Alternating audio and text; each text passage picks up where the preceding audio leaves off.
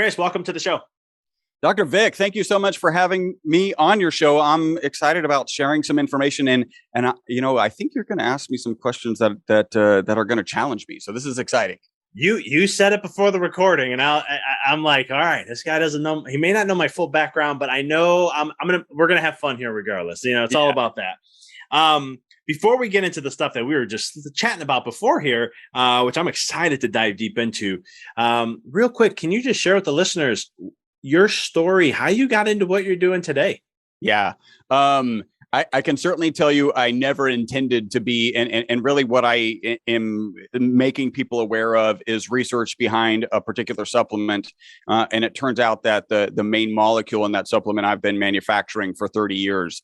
And I literally say it turns out, because that is not why I was manufacturing it originally. So let's kind of take a step back. In 1985, at Rice University, which is here in Houston, that's where I'm based, 3 scientists discovered the third form of carbon.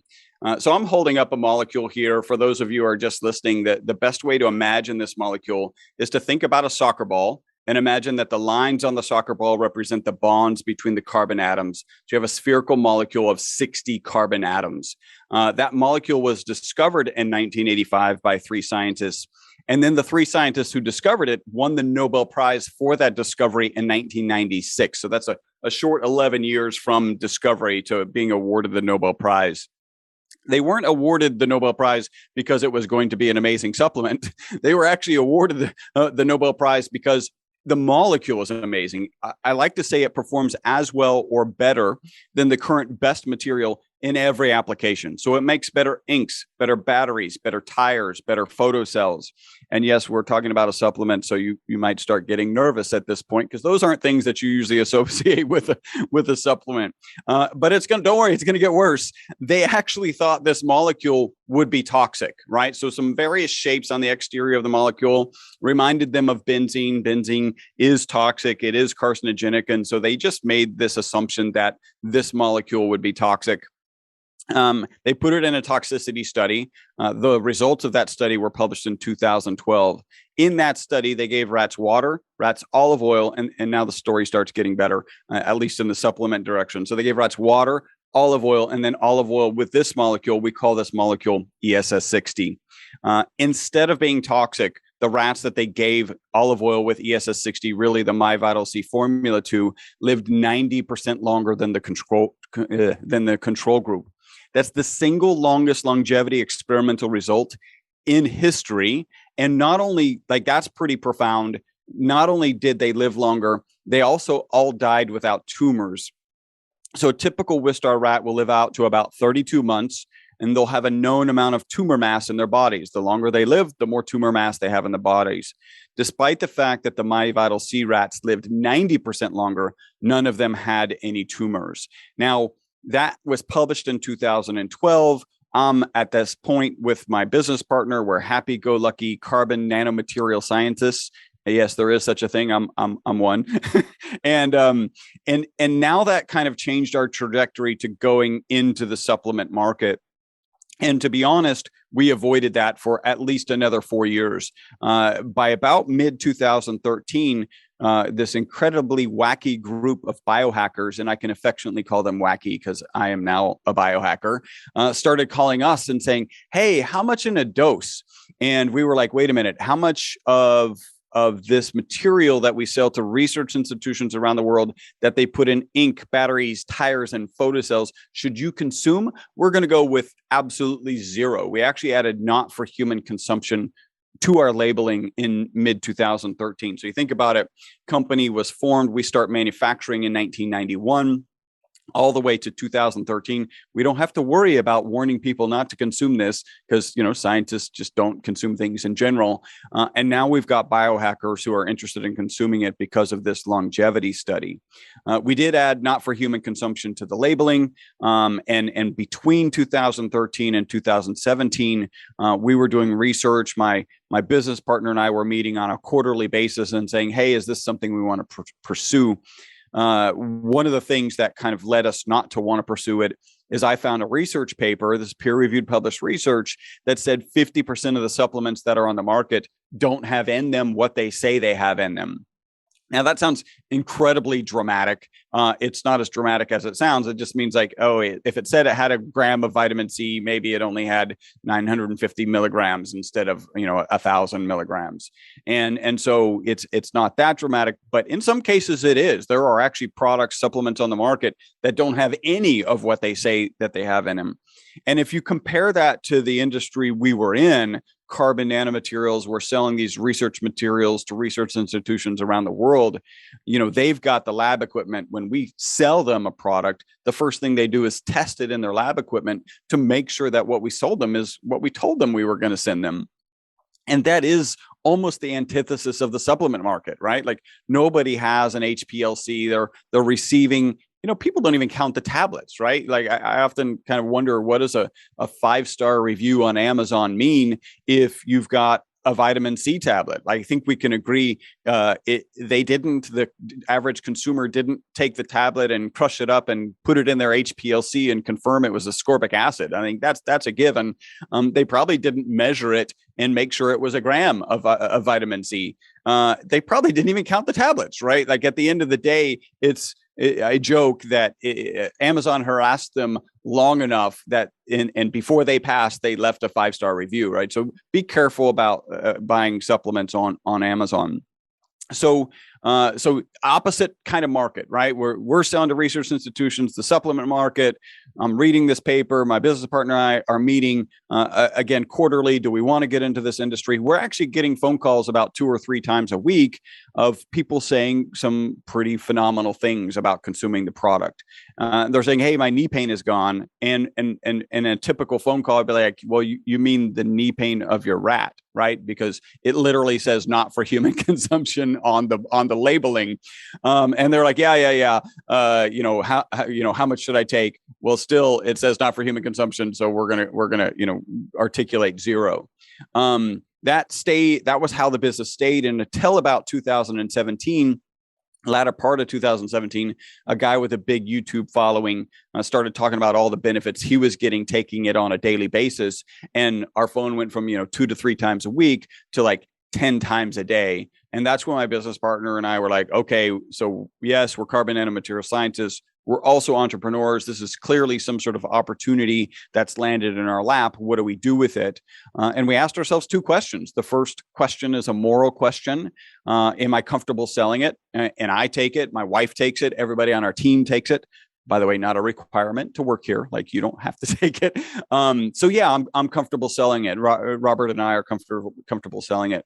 And then the next question is, how do you manage the FTC and the FDA? You'll hear me do an FDA disclaimer at some point. You got to cross the T's and dot the I's, and we're doing that. And so really it was the beginning of 2018 that we started bringing this product to market, and I started trying to share this information with as many people as possible. So I know that was a lot, really kind of covers a lot of the story. Now ask those questions that I'm going to hem and haw over. No, it's great. I love it. Is this it's called ES60, right? You said ESS60. Yeah. ESS60. And I think I've seen it in some other realm we'll go into some things as here. Carbon 60. You may be aware of it as carbon 60. Yes. Yep. Carbon 60 is what I know it as. Let me just make a kind of the distinction that we make. The reality is, the way we look at it, carbon 60 is for industrial applications. And there's actually peer-reviewed published papers that prove if you process it improperly, it's harmful. And then ESS 60 is carbon 60 that's been processed for safer human consumption. One more interesting note, in that original study, they actually used our material. And my original companies mentioned in that study. So we are the originators of this industry, and we really have just tried to take it to a safer place. And we can talk about that, at some point. No, I love it. It's 90% is pretty cool for longevity, if you ask me. That's pretty cool, I don't. You might be surprised at how many people I've told that story to, and have just turned around and said, "Well, why would I want to live longer?" And for me, I like you rolling your eyes, because that's where I was. I got some number in my head. I don't even remember where the number came from, but it was like, I just want to live to 125. Now, if I'm honest, like before this product and before the knowledge that I have kind of over the last 5 to 7 years, I realized or felt that 125 wasn't going to look the greatest, right? It was going to be, with a lot of challenges, maybe with a walker, wheelchair, whatever. And when I start thinking about what I felt was going to happen at 125, that's the challenge people have with living longer. If you change the question to, hey, Dr. Vic, if you had the same mental capacity that you have today and you had the same physical capacity that you have today, would you then want to live longer? And then by the way, not everyone changes. They're like, no, I wouldn't. And I'm like, you probably need to reevaluate kind of the coaching you do. You need to get in touch with what your passion is, because there's a lot of wonderful things to experience, I think. Oh, amen to that. So you brought up something that's great on Amazon, because I remember they did a study back when they were just doing a random, like a fiber pill. And they found out that the one company was not even putting fiber in there. It was sawdust that was found in the pills that they were using, or mixed in with it. I've heard those two. So appreciate really that. Scary. It is, because there's no product quality, and Amazon says it too. They're not. I used to tell my patients all the time, they're like, well, I'll just get on Amazon. I'll be like, not that you can't do that on Amazon, not that I'm not whatever fighting because I have it right here and trying to make an extra buck. I go, there is no product quality of control. They don't do any of that. They tell you, go look on Amazon. They'll tell you straight up that they don't check and see if it's verified in any shape, way, or form. I'm like, that would propel me away in many ways because of that. But let's dive in, though. Let's talk a little bit about the process of it, if you don't mind, how this works in. How does this the ESS 60, how does it actually help implement and create longevity? What are some of the applications the benefits you have from taking it that it helps with? Well, so let's kind of dig in first. Like, these rats live 90% longer. Again, single longest longevity experiment on mammals ever. And they had no tumor. So what might be driving that? The medical community, a lot of the medical community looks at aging and considers it to be an inflammation and an oxidation process, like those two things combined. And so it's not surprising that our product ticks both of those boxes, right? So the first one, let's talk about oxidation. And there's actually two kinds of oxidation that this ESS 60 molecule kind of addresses. And it's interesting because back in the 90s, when the molecule was first discovered, it was recognized that the molecule could hold 6 electrons, right? So 6 negatively charged particles. Well, oxidation, reactive oxygen species, are negatively charged particles. It can hold 6 of them, and that's a pretty sweet deal. There's a peer-reviewed published paper that says that the ESS 60 molecule is 125 times more powerful than vitamin C. There's an ad hoc study out on the internet that says 172 times. It's just understood that it's a good antioxidant, and there's one way to look at it. I like to call it the boss of antioxidants, which is it buffers oxidative stress. Now, there's one paper that supports this, and this is currently a theory. So I'm going to throw this out there. It's a theory. We know that in the mitochondria, so the mitochondria is the powerhouse of every cell. We know that it's creating the energy that the cell needs. And in that process, it creates reactive oxygen species. And these are the things that, if they're not managed, can actually do damage, can oxidize the body. So if your body has available antioxidants, then it's going to neutralize that reactive oxygen species and get it out of the body. But if it doesn't, then that reactive oxygen species is going to run around, bump into things like this damaging bumper car doing damage. What's interesting about the ESS 60 molecule is it can get into the mitochondria. So we know that. There's studies that show that. And it can hold up to 6 of these reactive oxygen species. Current theory is that it's operating as a buffer, meaning it'll hold any reactive oxygen species that's available and doesn't have a counter antioxidant to take care of it. And then it just holds it to prevent it from doing this bumper car damage around the body. And then when the body can replenish the antioxidants, it can then actually interact with the reactive oxygen species and get it out of the body. It's pretty clear that if you had a room full of mitochondrial physician experts and you asked them, hey, would it be good to have a free radical sponge in the mitochondria while it's going through its process, its ATP production process, they would all raise their hand and they would all say yes. Like, this is a good thing. Again, that's a theory. Certainly, it's not a theory that it's an antioxidant. It's a theory that it works as a buffer. So that's one piece. The other is the anti-inflammatory. So managing inflammation. And here we have to be really careful. In fact, this is a great time to interject the FDA disclaimer. The FDA has not evaluated our product. It is not intended to treat, diagnose, cure, or prevent any disease. The FDA looks at inflammation in two very specific ways. What it does allow us to say is that our product is good with inflammation, at least as it relates to exercise-related inflammation. So that's kind of acute inflammation. So we've all had like a strong workout, or we've walked along a lot longer than we've done in previous times, and we feel that swollenness, that inflammation. So we can say that it manages that. What the FDA doesn't allow us to say is that it manages any other kind of inflammation, because it associates that inflammation with disease, and that's where we've got to go through, peer-reviewed, double-blind, placebo-controlled studies. Those are millions and millions of dollars. We would like to get there at some point. We're just not in a place where we can do that right now.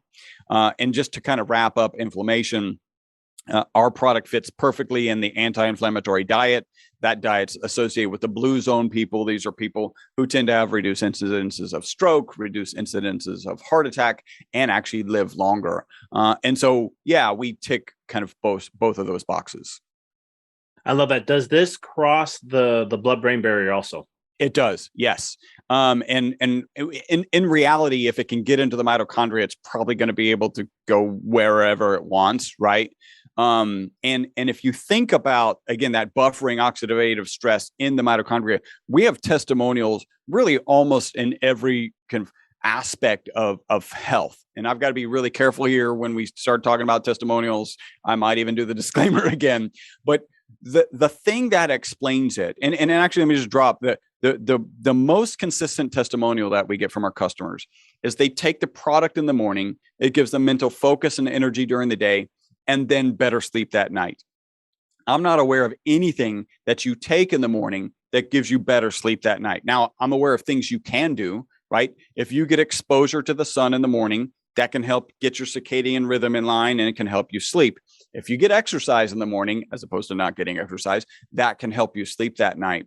But it really is the opposite. I don't know if you've read the book, Why We Sleep by Dr. Matthew Walker. You would remember it because it's the scariest book about sleep. I call it like the Freddy Krueger of books, except it will scare you to sleep, not scare you out of sleep. Because it's 25 years of this kind of brilliant researcher researching the effects of lack of sleep on physiological, mental focus, like every aspect of human health. And he starts off the book basically saying, listen, if at some point while you're reading this book, you want to go to sleep, I will be very happy because people aren't getting enough sleep. And in that book, he talks about the $2 billion sleep aid industry. This is prescription, quote unquote, sleep aids that knock you out. You take them right before you go to sleep. They knock you out. They relieve the chemical pressure that causes us to desire sleep. So you wake up without the desire for sleep. That's got to be incredibly refreshing, right? Like I spent 3 weeks and all I've wanted was sleep, and now I wake up and I don't want sleep. But he points out it's a depressant that doesn't allow us to get the REM and the in-REM sleep that we need. And I just bring that up because we're the opposite. Like take it in the morning, mental focus and energy during the day, and then better sleep that night. Now, with that as kind of a powerful testimonial, because sleep is good for your mental, physical, and emotional well-being, how is that happening? And again, if it's in the mitochondria, benefiting that process, any of the, the Krebs cycle, or the process of making ATP, any of that, then you're just running more efficiently. And that's going to help so many things and can help explain like across the board why we're seeing, why our customers are telling us what they're telling us. Well, even just from like a physiological standpoint, if it's going in the mitochondria and we get that it's in the brain, crossing the blood-brain barrier, going there, I mean, that is, I know you got the disclaimer, this does not help with critical. Yeah, I get that 100%. Yeah. I understand that. But even just like with something like Alzheimer's or neurodegenerative diseases, you're improving the ATP production, you're producing the powerhouse there with the mitochondria. That's going to prevent that or slow it down or in some way, shape, or form. That's just normal physiology. You can read any textbook on physiology. and it will discuss that. It's just like the same thing. I love when you're bringing it up about, the free radicals just running around, and I won't get on a soapbox, I promise. But when you look at you might. No, I promise I won't. But it's just one of, like, when you look at clog, like when they have a clogged artery and plaque's building, it's because of cholesterol. No, it's because of the free radical. And if we can learn to hone in those free radicals and not let them, to actually can clear and heal themselves. Now, has there been studies on it? It's been a while since I've looked at them. But that's one thing we understand just from the science side. So I can see this coming. Now, does this also, I'm just looking at different arenas that we can make sure we address. We talked about mental performance. You said you can take it in the morning. It helps with sleep. You get your energy up in the morning too, and clarity. How about physical performance? Being able to have better maybe VO2, or be able to, go stronger in your strenuous exercises and so forth.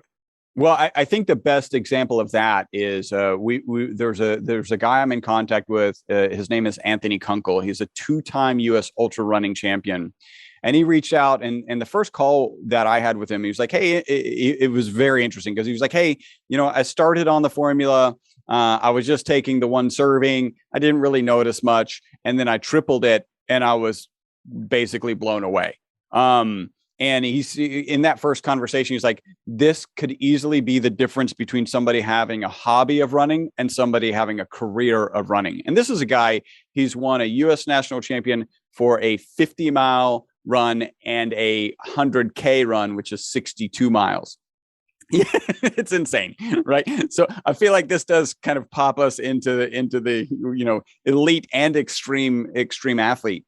One time he gave me a testimonial, and he's the kind of guy who, like, he cycles on and off of his supplements. He literally said, I had to cycle off of this because I was concerned that my body was using it as a crutch. Right. Like the benefits were so profound for him. He was like, maybe it's like cheating. And then when I get off of it, I'm going to just collapse. Right.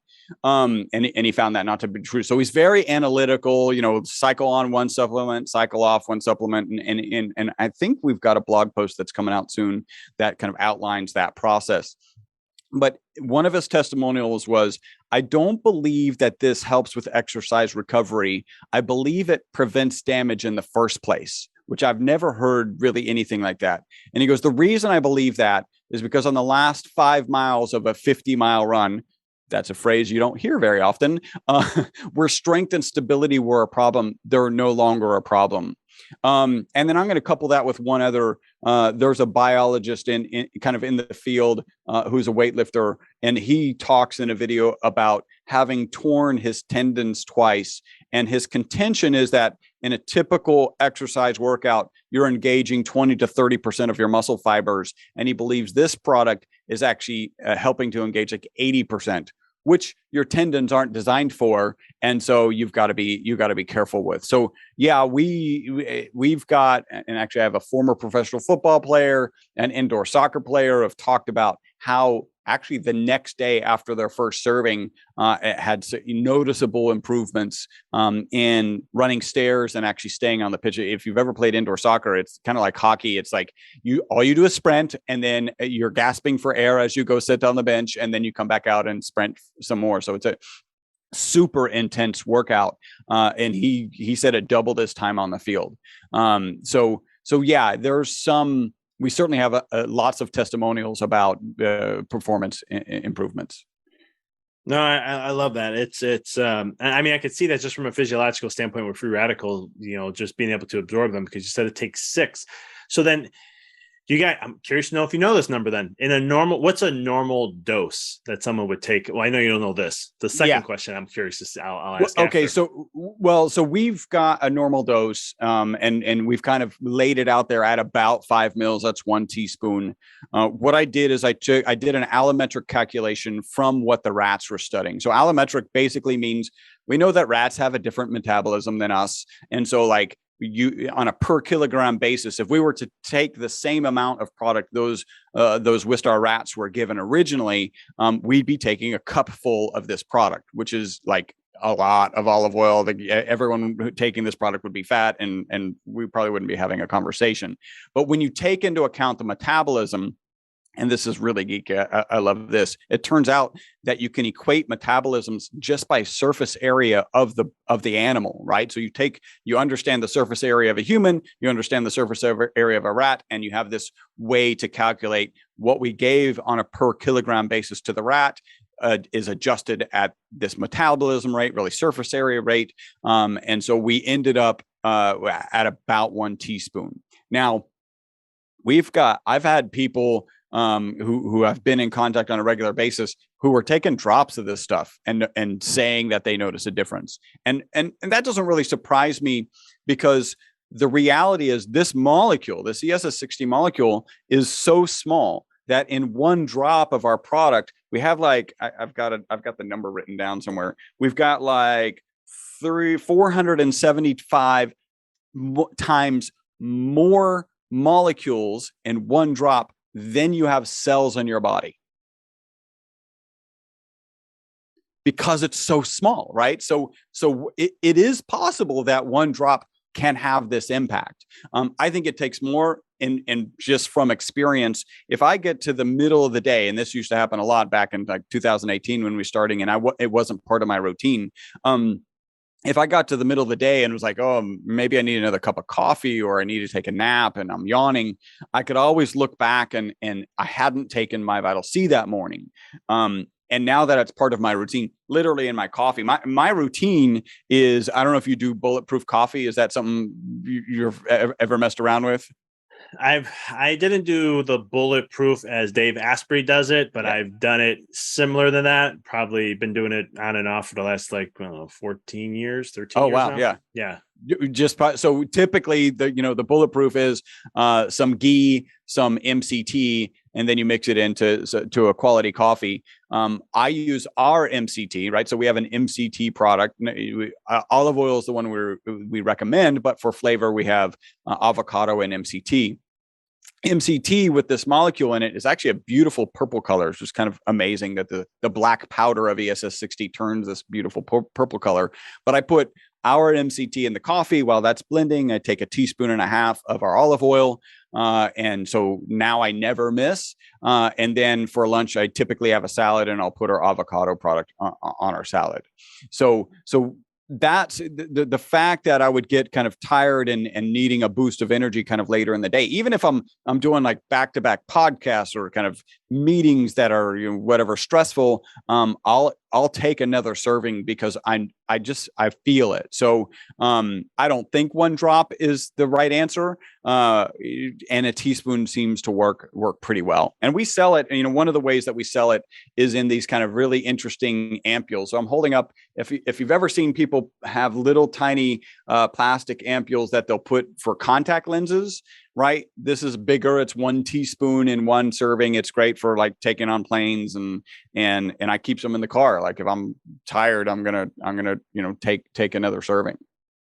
I love it. So just for the listeners, I'm a number guy. I like to be that way. So you said 1 drop had 400 and something, right? So I'm just going to 475 times more ESS60 molecules than you have cells in your body. So I'm just going to take that to 400, and I'm going to round up. I'm going to round up the cells. It depends who you read. 38 trillion is, give or take, is what we have for cells. So let's go 40. That's 1,600 trillion. I don't know what the next number after trillion is. Is it quadrillion? I don't even know. But that's just on 1 drop. And I'm assuming, so then a teaspoon has to be just to see how huge this number gets. And then the other thing I was curious too is just, because it's 6 free radicals per 1 ESC60 carbon. So you multiply. I mean, that's just astronomical. So I can see this is what I teach in coaching: work less, make more. That kind of effect. And it's one of those things where I can see how that can, it can play a huge role, because we do create a ton of free radicals. Yep. And I think the avenue to anti-aging doesn't exist. It doesn't exist. And I say that in a way because you can't stop aging, but we can definitely slow that thing down like crazy. Yeah. Some people say premature aging is probably the more efficient term, But doing this kind of work, this is where I can see the longevity of 90% just based on my understanding of physiology in the body.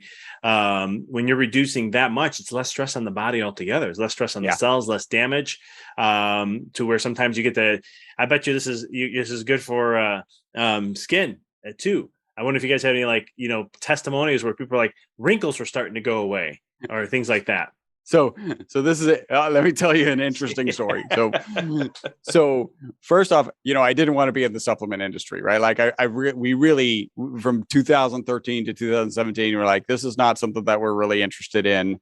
And so you can imagine how interested I was in being in the face serum industry.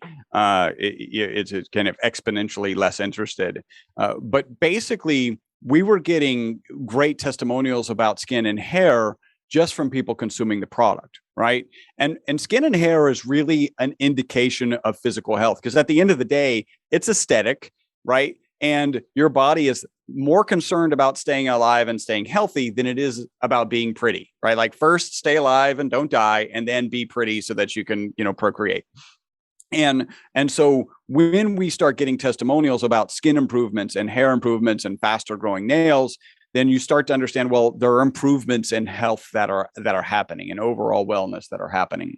And so one of my business partners, when she would take the product, there'd be a little bit of spill. So we also have it in a bottle. And so you pour it off in a bottle, and there's a little drop. She'd take that and put it on her skin, and was seeing some great results. She's like, so we got to make a first face serum. And I'm like, okay, one, you want to support the business partner, and two, like, it's just not a bad idea, right? So we make this product. She actually finds a botanist, and it's the base oil is actually chia seed oil, which is just apparently amazing. And we get this on the market, and from an entrepreneurial perspective, great results, right? There's more revenue, and then the testimonials start coming in. People are, including my wife, are absolutely loving the product. Like, they just love the product and the impact it has almost instantly on their skin.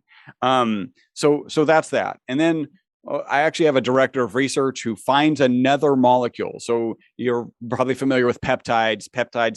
There's some peptides that have like 30 years of research of skin and hair improvement. And so he's like, hey, we should look into this. Maybe we end up doing a combination. So we ended up with this combination.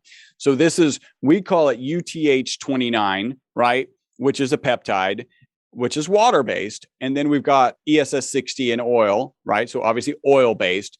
And we decided not to use a chemical emulsifier to get the oil and water to mix. And we decided we just mix it in our hands. I actually got this over to the business partner who got us into face serums in the first place. And you can imagine, like, that was her baby. Like, she nursed this. She met with the botanist. She came up with all the oils, got the formulator to kind of finish it off, and brought it to market. And I wasn't even sure she'd even try it. About a weekend, she was like, yeah, haven't noticed it. And like at 3 weeks, she's like, okay, we got to bring this product to market because it's actually better than the one that she had made originally. So yeah, like we have seen skin and hair improvements. You are very astute in that regard. And just for all the listeners, I didn't know his products. I didn't look up what products he had. I just knew from physiology, free radicals stimulate the aging process. So yeah, going off that. And I don't know if you've read the book Lifespan by Dr. David Sinclair, because you talked about kind of there's nothing to stop aging. And really that book, he's done 25 years of research on the levers that are in our physiology. And he was doing most of his work in yeast, the levers in physiology that allow us to slow, speed up aging. And he's doing lots of incredibly interesting experiments. And his contention and really fact here is we could take some skin cells of yours and we could clone you. So everything that is necessary for a super young Dr. Vic exists in your body, right? We just got to find these levers. And he's actually, the whole book is about lobbying for the medical community to treat aging as a disease. because if we could treat aging as a disease, then treating aging would stop the separation of, oh, I'm treating Alzheimer's separately from dementia, separately from heart disease. These are all things that are severely and significantly impacted by aging. If we could just focus on the aging, then we would really be dealing with all of those. And there's a lot of people in this longevity community who are really like, we're reaching the terminal velocity of aging, which is every day we are able to extend life, right? Maybe it's by 3 minutes now, maybe it's by 20 minutes, whatever. But at some point, you'll be able to extend life by a day every day. And that means that now you don't have to die. And I think, that's a pretty revolutionary idea for almost everyone, right? Like it goes back to like, well, why would I want to live longer? Because we don't have this ability to separate living infirmed from being older. I did read one book, and I just thought it was a fascinating concept, which was, hey, there's going to be one person, I do believe this, that will be the last person to die of natural causes. It would suck to be that person, or maybe it would suck more to be like the relatives of that person. So do everything, like be physically healthy, get that exercise, eat well, avoid as many of these oxidative species as you can, to get across that finish line. And that's in a sense what my goal is. So and it's just an interesting concept. It's like stay alive to get past the terminal velocity of aging, and you might never die. Now that brings all sorts of, and Dr. David Sinclair does a good job of like addressing concerns of, if people are living forever, like what does the planet even look like? And it doesn't all have to be doomsday. Like there's lots of opportunities there. No, I agree with you on that, because I mean, if you look at just genes and study genes, they're designed to be healthy. It's designed to keep you healthy and have you promote, and it's just, you turn them on and off. I'd be very curious with your guys' stuff just to see, because in the longevity world, that you look at telomeres, right? Supposedly that is the tell-all be-all of what longevity we have. Now we can do testing on it to see how long or short they are. Do you guys have any studies on that, or looking at doing, or is anything out there that talks about? Well, okay. So first off, in the C60 space, there's a guy who kind of bills himself as a scientist. And we were actually selling the raw material to him. And I saw him in one video. He was like, oh, yeah, it extends telomeres. And so I pinged him on Facebook, and I was like, hey, that's a really exciting. Like, where's the research? And he goes, oh, yeah, everybody knows that. And I was like, oh, okay, that's great. But where's the research? And he was like, yeah, because he didn't answer the question again. And then the third time I was like, no, seriously, like this is good for my industry. I'm selling you the raw material. This is the industry. Like I'm the originator. Where's the research? Oh, there is none. So you again, you got to be careful of what people are out there saying. There is we were doing a study, and actually I need to kind of pick it back up, where a guy did DNA, I think it's DNA, right, which is a methylation study. And I don't know how close that's related to telomeres, but they're in the same ballpark. DNA methylation is, you can identify kind of biological age is their contention. I'm not sure how true that is, and it certainly has some hiccups, because what he noticed, and we were just doing a test on 3 people in his office. He's a physician, and he first called and said, hey, I went through this protocol. Their DNA changed, reduced actually by 15 years in a protocol that included our product. And so we said, well, let's just do the individual product. And he noticed like one of them actually aged, and then 2 of them reverted. And the one who aged, and they aged significantly, more than the 6 months of the study, they had COVID. And so just having a cold, or COVID is a pretty severe situation, right? Was enough to show them as having aged, right? Which is kind of not surprising. Like if you're looking at these biomarkers of how old you might be, and you're coming off of a pretty aggressive disease, then you're going to look older. So I think there's a lot of concerns in that area. And honestly, that kind of fell off. I need to pick that up again with him. But you're on the right track of, hey, there are things that we could look at that we might be able to understand, biological age and how they may be improving in particular cases. Yeah, because I could totally see that in some way, because I've seen telomere studies done with different things, and they're like, oh yeah, we can extend the life of, like, fasting, for example. You can extend the life of your telomeres by, I think, like 30% or something like that, just by fasting. And even they did studies on rats to show with fasting alone, even if you had shorter telomeres and you're only going to have this much life left, somehow they extend. And they're like, scientists are like, we don't know how that happens, but somehow it does. Which, again, comes back to understanding, again, the free radicals, just to support what you guys do. Because when you do fast, you do turn off the catabolic phase of digestion and breaking things down. And instead, it's like, hey, we ain't got nothing to break down, so we can actually focus on healing for once. And do that. Let's do a little apoptosis. There we go. I'm telling you, that's all you need. 3 days. I tell people all the time, 3 days. It's free. You'll save money. And man, you'll have a whole new immune system from a stem cell perspective. Well, and one of the things that I think is great about that, having done kind of different diets my whole life, is when you're dieting and calorie counting or whatever it is, there is this feeling like, I'm hungry, this is miserable, when can I eat next? And I feel that it's very different with intermittent fasting, because with intermittent fasting, it's, I'm hungry. Yes, that's the goal. Like the goal, like if you're hungry, that you have achieved the goal of what you're doing, and then you'll get to eat soon. Like it's not that far out, maybe a couple more hours if you're really hungry, and certainly once you get used to it.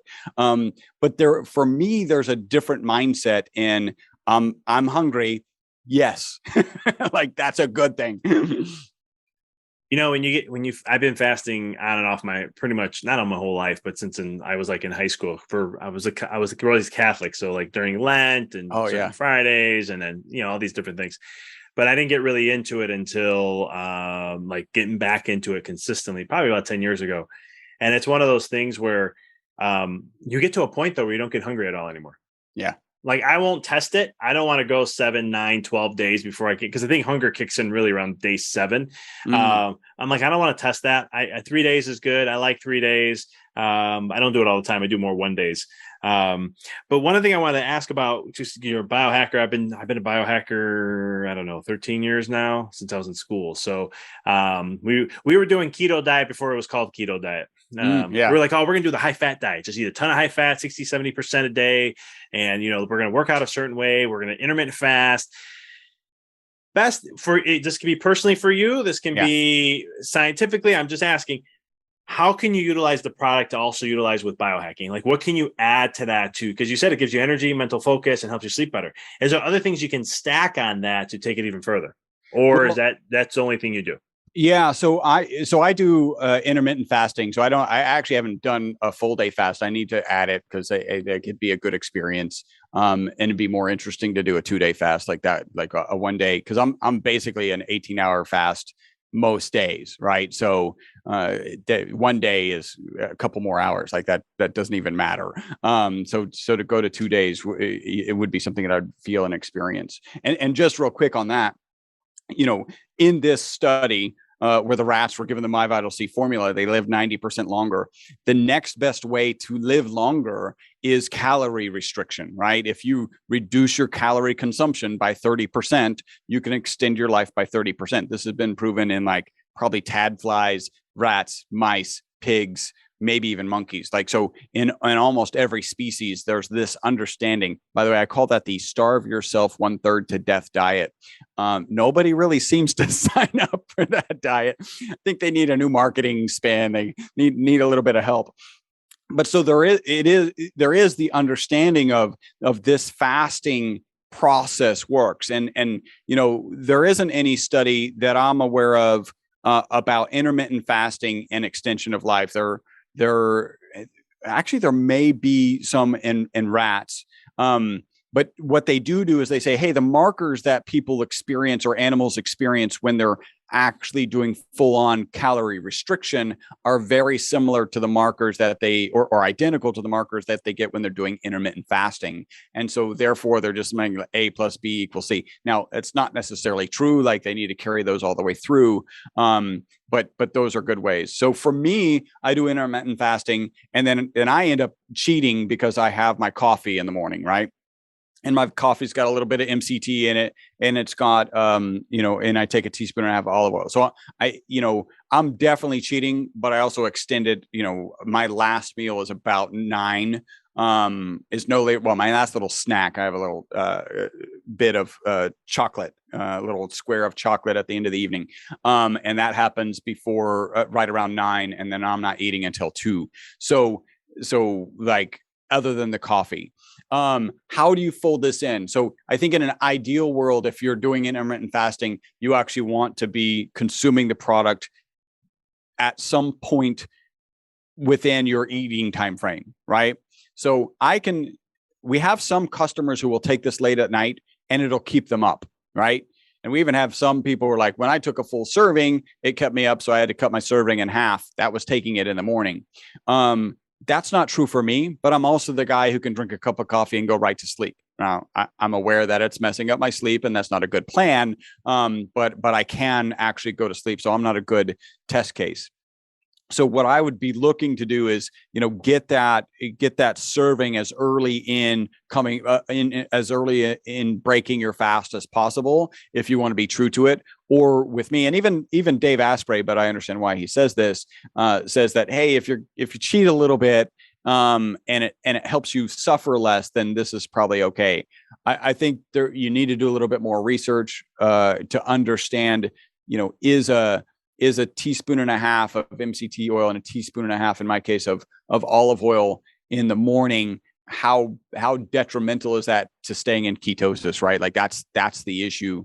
And, certainly the MCT is not a problem because it's very ketogenic, but the olive oil could be. Yeah, I don't know if that answered your question. No, it did a little bit. It did. It was just one of those things, because I would say it would be perfectly fine, just on my understanding. I mean, the MCT would be perfectly fine because you're gonna use that and still stay in a ketosis state. Yep. Olive oil doesn't have any sugar, from what I know. It's not going to stimulate insulin, so from that alone, you should be fine within that realm. Because I know when I used to do longer days of intermittent fasting and whatnot, or even on a fast, and sometimes I'll have coffee in the morning, or I like to do matcha sometimes. Yeah. And I will be like, let me just put a little fat in there. And some people are like, oh, you're breaking your fast. I'm like, how so? The whole purpose of the fast is to stay in ketosis. And technically, as long as I stay within a 300, I think this depends on the individual. Like, I weigh 240 pounds. I think 300 calories versus 500 calories is going to be a little different. Like, I can probably push myself a little higher, but even the calorie restricted diet, staying under that, you're still going to be in a fasting state. The research shows it's just the same as almost like fasting. Of course, fasting is going to be a little better, but I would just comment on that, saying that you probably you're not going to break the ketosis, and not even the fast per se. I mean, you are giving yourself some nutrients. You got to break that down a little bit, but a teaspoon or two, that's your body's going to break that down really fast.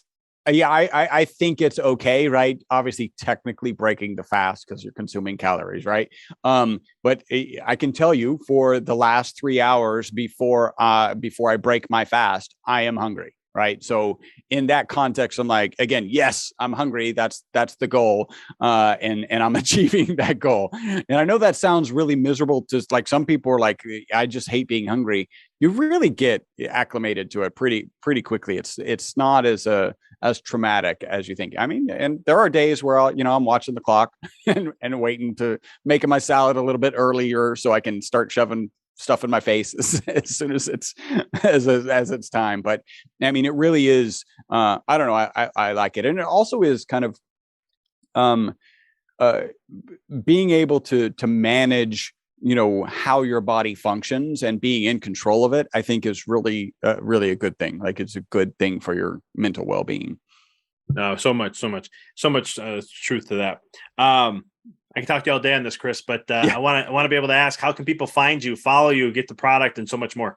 Excellent. Well, we made a URL specifically for your audience, so they can go to myvitalc.com Dr. Vic, and that's DRVIC. So myvitalc.com/Dr. Vic. And then we also have now when they go there, they can find our product, right? So we've got our bottle, we've got our ampules, we call them single doses. They can find those.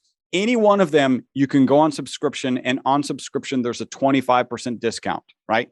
Take advantage of that discount. You can, in fact, cancel at any time. We have more than 500 five-star reviews on Google. Our team is not trained to talk you out of that subscription. So don't worry about that. Get on subscription, take advantage of that discount. And you can do that for all of our products. We've got the face serums there. And I've made that page for your audience. Also, they can take advantage of an additional $15 off of their initial order. They just need to use the coupon code Dr. Vic. Again, DRVIC. Awesome. And for all the listeners, I'll have that in the show notes for you guys so you guys can take advantage of that and so much more. Chris, this was awesome. I appreciate you taking the time to share this wonderful wealth of information and knowledge and with all of us here. And, I'm glad you were talking about something that I knew a little bit about. So I was like, okay, cool. I know what this is some cool things. And I think you're on the cutting edge of it all. This is the new thing that's going to slow down. Maybe one day with this and other things can stop potentially. Yeah. Or just buy us a day every day, right? Yeah. Every day we're just buying ourselves an extra day. And then, it's one of those things where we can, maybe one day down the road be like, okay, I think I've 275 years I've been here. I think it's time to leave this place. I'm good to go. And maybe I think that's a little bit more fulfilling than what we've been experiencing humanity so far. So I appreciate you and all that you do. Thank you so much, Dr. Vic. This was awesome.